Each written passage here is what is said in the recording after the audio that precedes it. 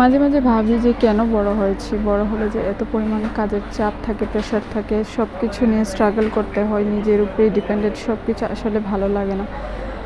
তো এই সুন্দর একটা মোমেন্ট, এত সুন্দর বৃষ্টি হচ্ছে, আবার অফিস যেতে হবে। আমি দ্রুত কাজ করছিলাম, কি করব, কিছু করার নেই, অফিস করলে অবশ্যই যেতে হয়।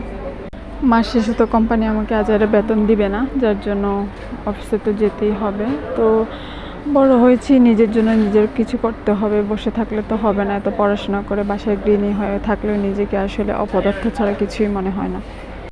আজকের এই দিনটাতে ভাবছিলাম যে একটু খিচুড়ি পাকিয়ে গরু মাংস, সে জুস লাগবে, কিন্তু সময় ছিল না, যেহেতু আমার বিকালে ডিউটি ছিল, যার জন্য তাড়াহুড়ো করছিলাম। তো কিভাবে রান্না করা যায় চিংড়ি মাছ, আমার মাথায় কিছু ঢুকতে ছিল না। পরে আর কি করব, আলুটাকে ভাবলাম যে গ্লিটারে একটু মানে একটু বেশি মিহিন করে মানে স্লাইস করে নেব, কিন্তু না, বটি দিয়ে কুচি কুচি করে কাটতে হলো, কিছু করার নেই। আর সময়ের সব কিছুর ব্যবধানে আসলে কিছু করতে পারি না, কিছু খেতে চাইলে আমি সময়ের জন্য কিছু করতে পারি না, এটাই হচ্ছে সমস্যা। আবার অলসতাও কাজ করে, সারাদিন অফিস করে আসলে নানান টানান বানিয়ে খাবো, আসলে মানে শরীর কোলায় না, ক্লান্ত থাকে, বাসায় গেলে ঘুমাতে মন চায়, এছাড়া আর কোনো উপায় নেই। এমনিতেও আমি একটু অলস, এটা আমি নিজেও স্বীকার করি।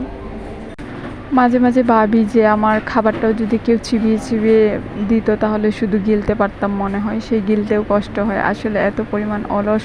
আবার আমার থেকেও বেশি অলস অনেক মানুষকে দেখি, তখন নিজেকে সান্ত্বনা দিই, আমি তো এর থেকে বেশি ভালো কাজ করি, তাহলে আমি কেন অলস নিজেকে প্রমাণিত করব? আমি অবশ্যই একজন পরিশ্রমী, ধৈর্য নিয়ে কাজ করে একজন মহিলা, তাহলে নিজেকে কেন অলসতা প্রমাণ করব, তাই না? মাঝে মাঝে নিজের প্রশংসা নিজেকেই করতে হয়, কারণ সমালোচনা করার জন্য তো অনেক লোক বসে আছে, বা তাদের কাছে তো সমালোচনা শুনতে হয় না, কানে এমনিই পৌঁছে যায়।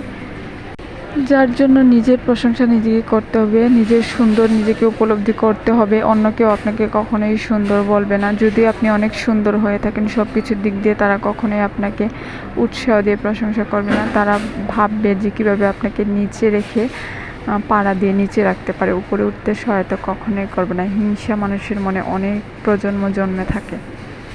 এদিকে আজকে সারাদিন বাসায় কারেন্ট ছিল না, আমি তো জানি না যে মিটারের টাকা শেষ হয়ে গেছে। আমি ভাবলাম যে হয়তো ঝড় বৃষ্টির জন্য কারেন্ট নেই বা কিছু একটা, তারপর ভাবলাম যে এত ঘন্টা কেন নেই। পাশের বাসায় জিজ্ঞেস করলাম, তো তার পাশের ফ্ল্যাটের আপুটা বলতেছে আপু কারেন্ট তো আছে। তারপর ভাবলাম যে আমাদের মিটারের টাকা শেষ। তো যাই হোক, রাত্রে বলতে হবে, কারণ এখন অফিসে যাবো, আমার সময় নেই। যদি গরম থাকতো, আজকের ওয়েদার সুন্দর দেখে কোনোভাবে টের পাচ্ছিলাম না, তো তাড়াহুড়ো করে অফিস যাব। এদিকে একটু দুধ জাল করে সেমাই রান্না করছিলাম, খেতে ইচ্ছে করছিল।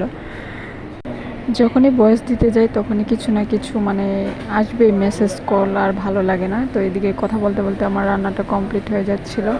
তো আমার মতো কে কে এইভাবে দ্রুত, মাথায় বুদ্ধি না থাকলে ছটপট রান্না করে ফেলেন, অবশ্যই কমেন্ট করে জানাবেন। সবার জন্যই দোয়া রইল, আমার জন্য অবশ্যই আপনারা দোয়া করবেন।